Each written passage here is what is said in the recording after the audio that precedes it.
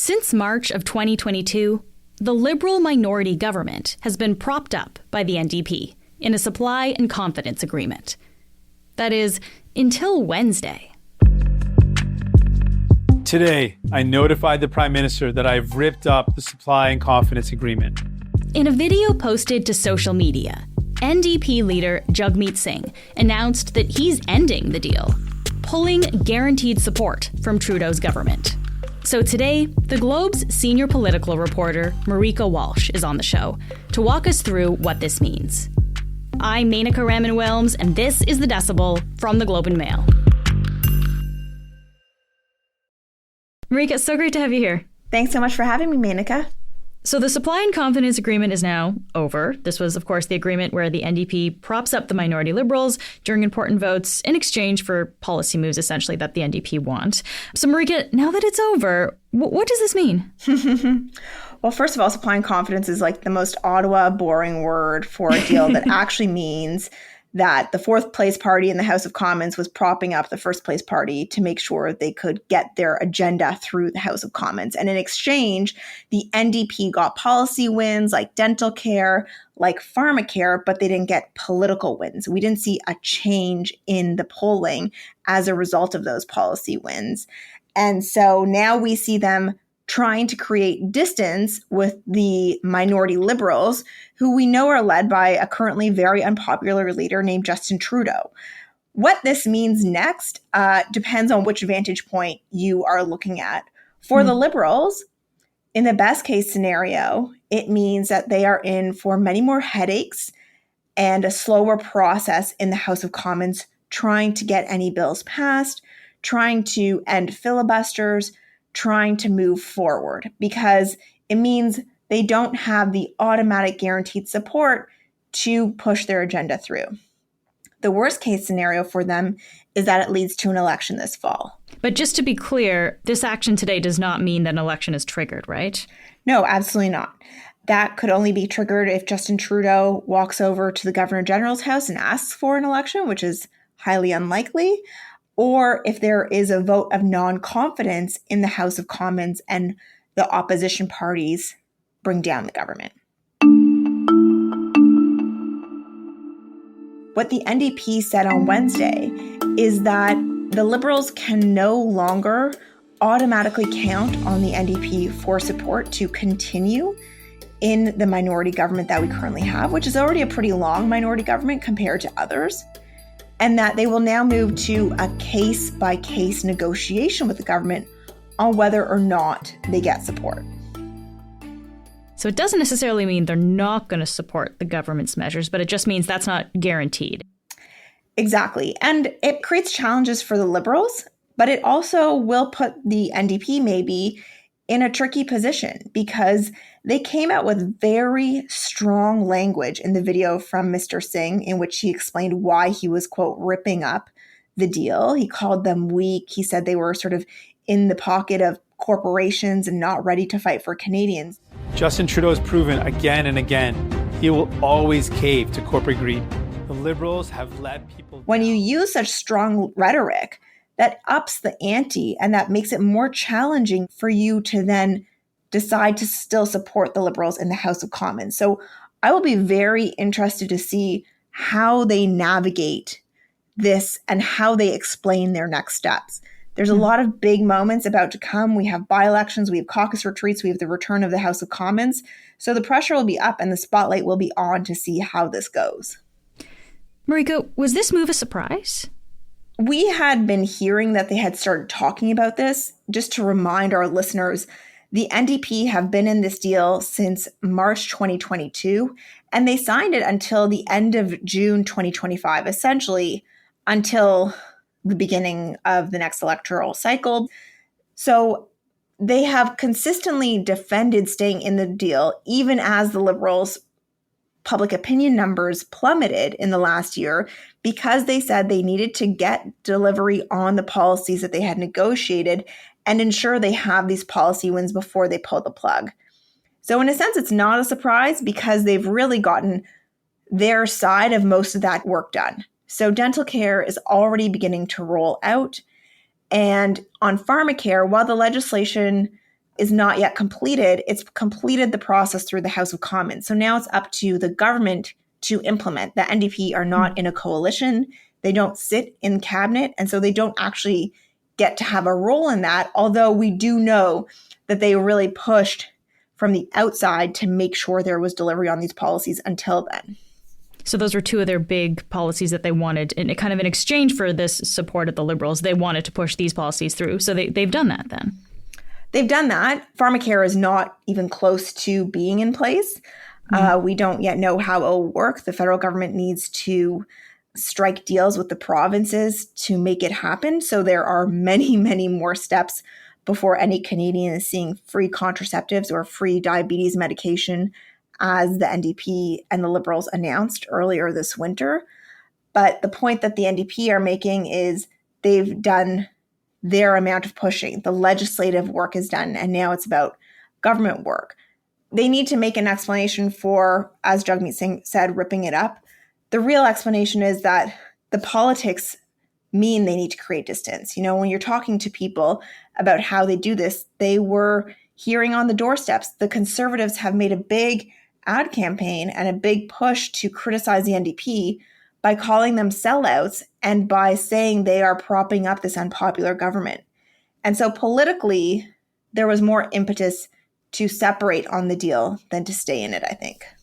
You brought up the video that Singh made this announcement with. And so I just want to ask you about that for a couple minutes here, because this is an interesting way to do this, right? He put out this really highly produced video posted on social media. I guess, Marika, watching that, what stands out to you about that video? What stands out the most to me is how heated Jagmeet Singh's rhetoric is in deciding to pull the plug and in the attacks he uses on the Liberals to justify pulling the plug on this deal now. The fact is, the Liberals are too weak, too selfish, and too beholden to corporate interests to fight for people. They cannot be the change. They cannot restore the hope. They cannot stop the Conservatives. That sounds like the launch of a campaign video for an election, not the end of a deal when you're saying, we might still support you in the House of Commons, because it opens them up to even more attacks than they're already sustaining from the Conservatives.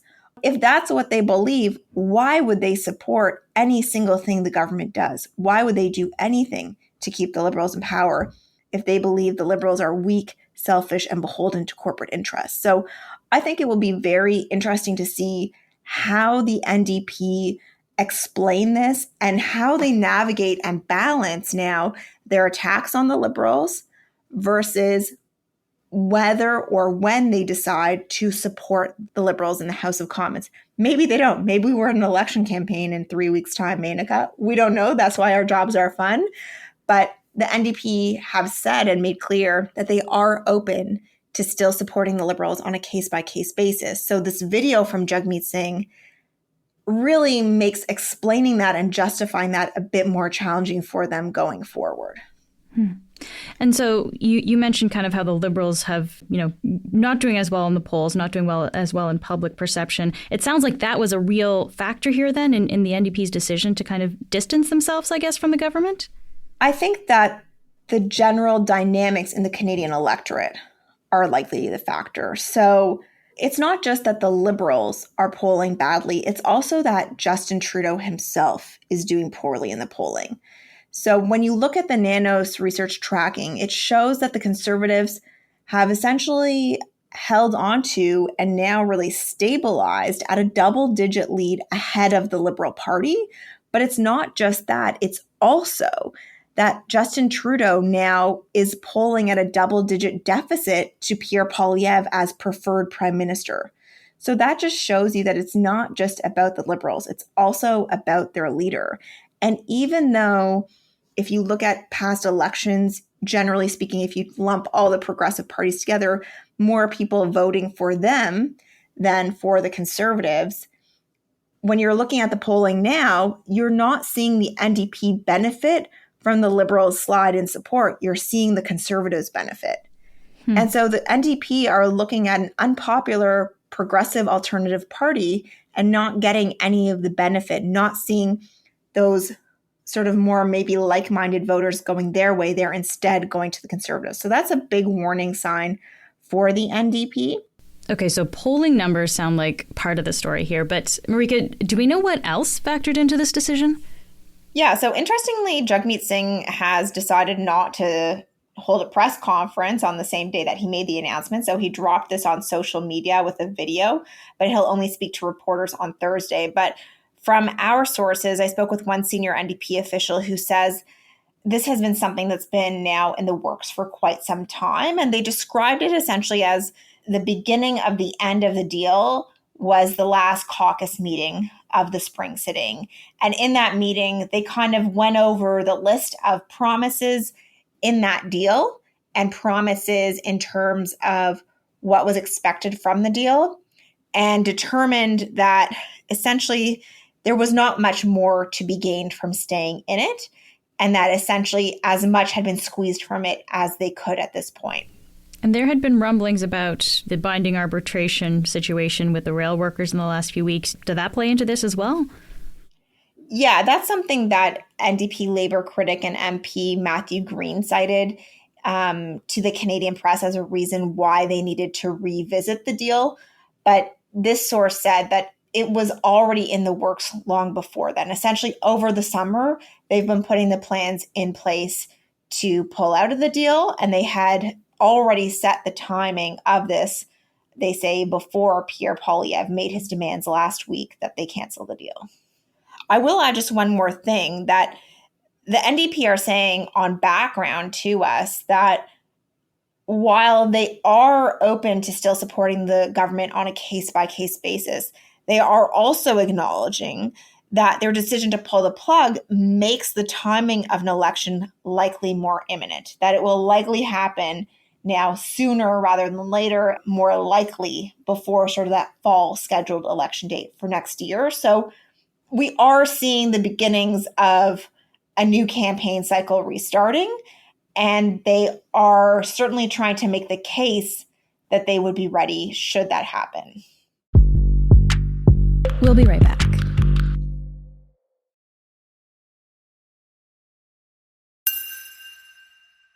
Let me ask you about the response then. Let's start with the Prime Minister. How did Trudeau respond to this announcement? I think it's fair to say this largely caught the Liberals off guard. When we were at the cabinet retreat in Halifax last week, House Leader Karina Gould told reporters point blank she's confident the deal will sustain until the end of June.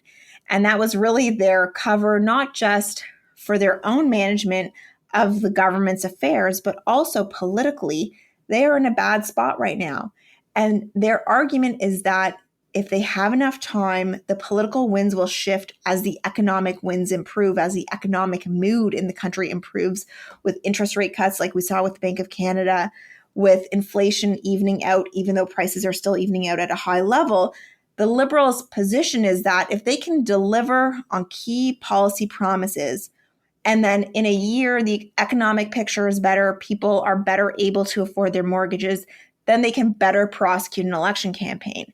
So they really needed that cover from the deal to have that certainty that they could keep going until next year. And now they don't have that certainty. And internally, they were also making that argument to MPs that they had this certainty from the deal, not to worry, that they were sort of in a very stable minority government position. And so politically, that's also gone for them. So they have policy and political challenges now that they did not have just 24 hours earlier.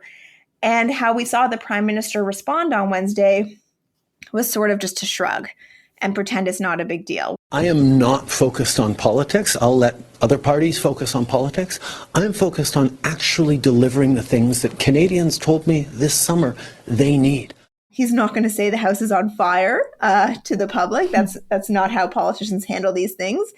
And I think it's also a bit of a shrug because the Liberals do not believe the NDP will actually pull the plug on the government. They believe they will be able to negotiate with them to get deals still in the House of Commons and to continue that support. For how long? That's a really big question. But certainly there are more challenges now and more uncertainty now for the Liberals. My favorite quotes from the Prime Minister today were that, one, he's not focused on politics, And two, that the election will hopefully still be next fall. So that was a bit of a tell. Interestingly, he did say the government still plans to deliver on those promises that they negotiated with the NDP. So they still plan to deliver on pharmacare as promised. They still plan to continue rolling out dental care. So that is interesting to see because we have seen the Liberals really trying to take credit for a lot of the things that the NDP forced them to do through this deal. You mentioned that, like, even as late as last week, they were still saying, they expect the deal to continue into 2025. Do we have a sense were the Liberals caught off guard by this announcement? Yeah, I think they were, not just from seeing those quotes from Karina Gould, the House Leader, last week, but also because a senior official told me that they only were notified by the NDP as the news broke.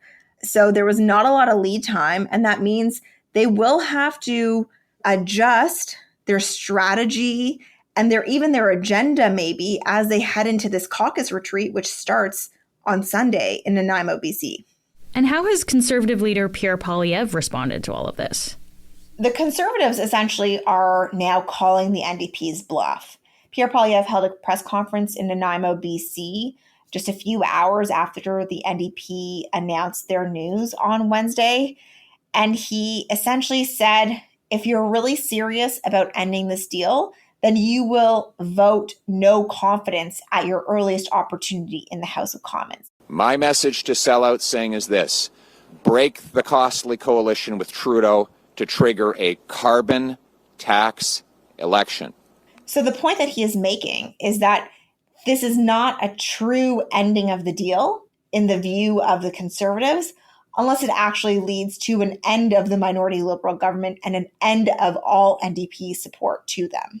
One of the quotes that Pierre Poilievre used is he serious or a stuntman? And that's, I guess, what we'll see come the House of Commons return is, again, how these dynamics change the House of Commons and how the NDP navigate deciding whether or not to vote in favor of the Liberals. So where does all of this leave the NDP now and leave Jagmeet Singh as well? I think it leaves them with more wiggle room in the House of Commons. In some ways, it will be very interesting to see, as I said, how they explain whatever decisions they make next if it's not going to be a non-confidence vote in the House of Commons. But more immediately, more pressingly, they are in by-election battles on September 16th, which is the day the House of Commons returns. One is a must-win seat for them in Winnipeg. So that's a seat where their NDP MP resigned to go work for the Manitoba government. And so that forced a by-election.